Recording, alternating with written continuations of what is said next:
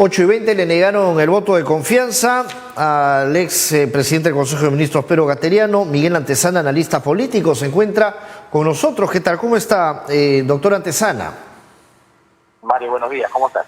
Bueno, aquí sin duda preocupados por esta nueva situación. ¿Qué es lo que va a continuar? Se le ha negado el voto de confianza al señor Pedro Gatteriano y ahora es como todo un volver a comenzar, ¿no? Sí, yo creo que hay que verlo esto como una oportunidad.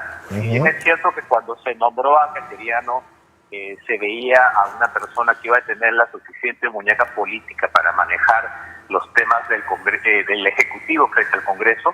Yo creo que a lo largo de los días, viendo un poquito en retrospectiva lo que ha venido pasando, la negación del voto de confianza no debería ser tan sorprendente. Sobre todo también si tomamos en consideración el nombramiento de algunos ministros con bastante polémica.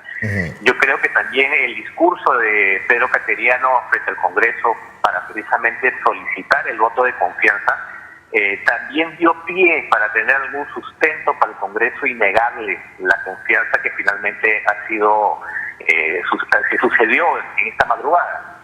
Ahora lo que toca de parte del presidente Vizcarra es buscar un nuevo presidente del Consejo de Ministros.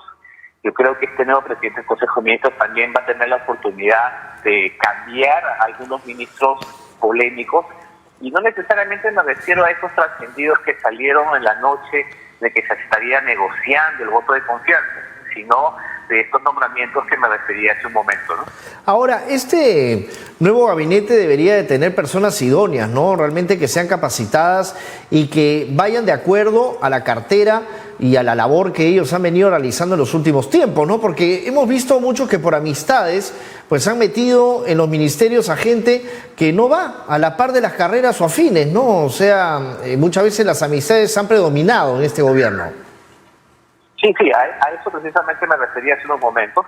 Hay una serie de nombramientos que fueron bastante polémicos y desde ese lado es que menciono que sería una oportunidad de renovar en esos ministerios necesariamente. Yo creo que si se insiste con esos ministros, que sería potestad del próximo presidente del Consejo de Ministros, ya se caería en una provocación con el Congreso, y el Congreso tiene la facultad, pero además tiene la facilidad de negarle los votos de confianza cuantas veces quiera en este periodo, porque según la Constitución, ya faltando un año para cumplirse su mandato, no se puede disolver el Congreso como sucedió con el anterior. Exacto. Por lo tanto, el presidente Vizcarra debería tener la suficiente capacidad de nombrar a un presidente del Consejo de Ministros que sea más abierto, que no sea tan soberbio como se comportó en los últimos días Gatteriano, y escuchar las voces de opinión de diferentes sectores, ¿no? Que le llamaron la atención precisamente sobre estos nombramientos tan polémicos, y más aún cuando estamos en una situación de emergencia no solamente de salud, sino económica tan grave, ¿no? Ahora, cuando hablamos de salud y economía, ¿usted considera que la doctora Pilar Mazzetti podría ser una buena jefa de gabinete y que finalmente la ministra María Antonieta Alba, quien ha sido también cuestionada de todo este tiempo, sobre todo por los supuestos nexos de su padre con el presidente Vizcarra, debería de dar también un paso al costado, debería de irse? Yo no sé si sea una buena jugada política y mandar a la doctora Mazzetti a la presidencia del Consejo de Ministros, porque si así se hiciera eso, queda la duda a quién mandan al Ministerio de Salud, cuando precisamente es un ministerio bastante delicado en estos momentos. Yo creo que la doctora Mazzetti hasta ahora, con los pocos días que ha estado al frente, ha tenido una labor importante al tratar, para empezar, de sincerar las cifras, lo cual es importante para saber qué acciones se van a tomar. Claro. Ahora, por el lado de la cartera de la economía, si bien es cierto que la ministra Alba ha estado haciendo grandes esfuerzos, y ese ha sido de hecho su discurso durante todos estos meses: esfuerzo. Yo creo que los esfuerzos no han sido suficientes, porque se está viendo que en las cifras, en los resultados económicos, no son tan buenos como se esperaba. Quizás sí sea necesario dar un giro en la cartera de economía, no solamente por los cuestionamientos que se ha hecho con su padre en los últimos días, sino sobre todo por los resultados.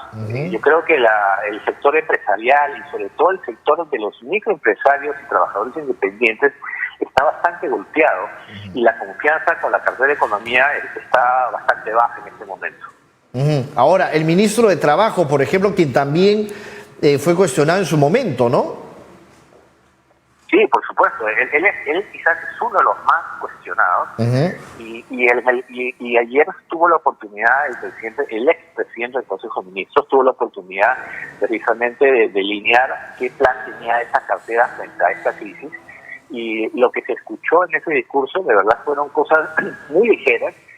No se vio algo concreto de cómo se podía reactivar el empleo, de cómo se podía defender el empleo frente a empresas que aplicaron la suspensión perfecta inadecuadamente. Claro. Es decir, fue muy blando, lo cual por supuesto genera aún más dudas de la capacidad del ministro de Trabajo para seguir en ese cargo. Entonces, insisto con el mensaje en su momento, yo creo que es una oportunidad para precisamente no solamente tener que cambiar por obligación constitucional al presidente del Consejo de Ministros, sino la oportunidad de cambiar a estas carteras que tienen la confianza bastante baja de parte de la población, no solamente del Congreso, sino de la población. Ahora, pero ¿no considera que sería más factible, por ejemplo, que la doctora Pilar Mazzetti suba al primerato y que se quede como ministro cateriano, por ejemplo, que sea a defensa, como antes lo estado manejando durante el gobierno de Humala, de Ollanta Humala, de Nadine Heredia? Pero se podría dar, igual todos quedarían, ¿no? ¿O no? O sea, desde el lado práctico se puede hacer, pero insisto que eso sería una provocación para el Congreso, que por supuesto ni siquiera tendría, digamos, el esfuerzo de ir al Congreso a presentarse de nuevo, porque se lo van a negar. El Congreso pudiera asumir que es una burla, de que si están negándole la confianza a Cateriano, los manden a otra cartera. Claro. Entonces yo creo que sería un esfuerzo inútil hacer este tipo de enroques. Claro. Insisto con el tema, ¿no? Que creo que es una oportunidad de que Vizcarra recurra a otras caras. El tema de los enroques es una carta que no está siendo válida en estas circunstancias y mucho menos en el último año de gobierno. Él no pierde nada en buscar nuevas caras. Yo creo que gana mucho. Y eso ayuda a la estabilidad política y a la gobernabilidad.